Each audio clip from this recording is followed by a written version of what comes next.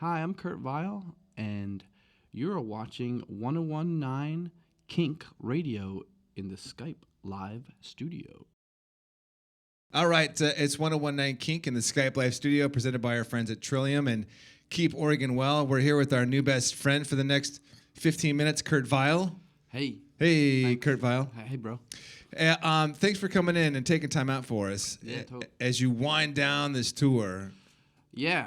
Well, I just wind them down, then I chill out, and then I wind it back up again. I go back out, so lately. Seems to be the case. I mean, I was preparing for months for this moment, this interview. Oh. And there seems to be, that seems to be the case. Like you get like a week off, then you're on the road for 6 weeks. Then you get 2 weeks off, then it's on the road for 8 weeks. And it's been going on since September. Well, yeah, I will say when the record first comes out, that's when it's like you do like a month in the States, a couple days off, a month in Europe, come back and have maybe a little time off and go out again. But I'm at the stage, I definitely don't do 6 weeks. I haven't done a 6-week tour for a while.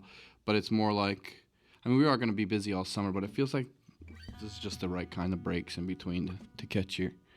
Or you go out for 5 days, come home for a week or less. Or, I don't know. There's been some good breaks. So it's not like 6 weeks. But it's, there's always something to look forward to, I guess. You're on the last night before you get a break. Is the last night, what's the headspace right now? Are you already kind of home? Are you preparing for all the things that you're going to do as of tomorrow? I got a lot of friends in Portland. I'm lucky to play here a lot, and this is like a regular gig. We, headlining gig, and we just played Sasquatch yesterday, so that was festival vibes. It was cool, but it was still kind of, intense because, you're in a gorge with a million bands playing. And then I had a break in Nashville, and I stayed there for like 5 days. I did that Bob Dylan Best Fest, like tribute for his birthday. He turned 75. He wasn't there. And but then I caught my breath in Nashville. I did a little recording there and stuff.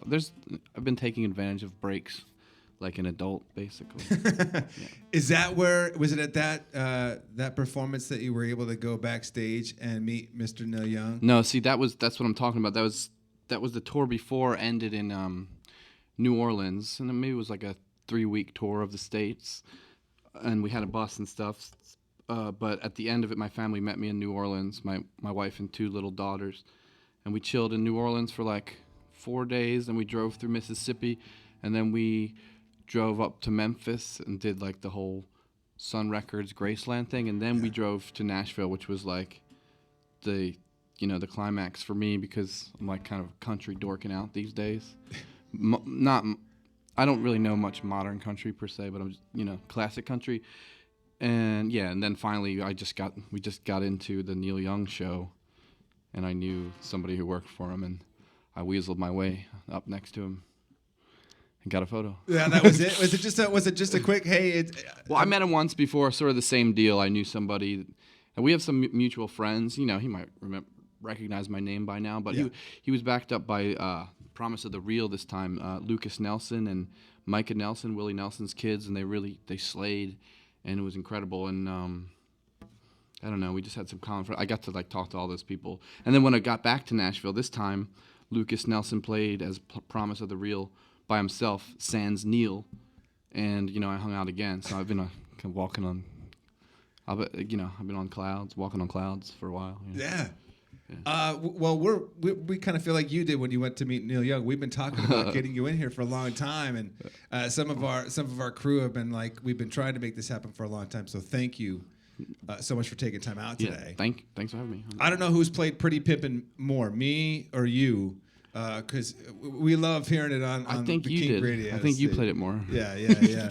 That's got to be so awesome at the same time kind of weird when you've got this whole new group of people that are introduced to you. Because I talked to Elliot today. She was here. If we had another show earlier, she was asking about Kurt Vile, and I said, I'm sorry, it's just a closed session. And I said, well, how long have you been a fan? She's like, well, I first heard it on KINK when you guys started playing Pretty Pimpin'. So you're seeing this whole new group of people, I imagine. What's that? It's cool. Like? I'm excited. I like.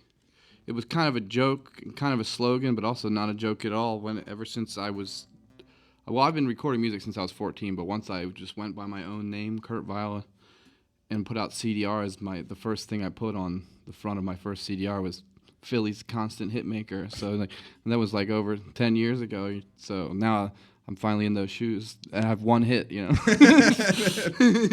But and I think that I put out enough records that's like it just like I get a little bit.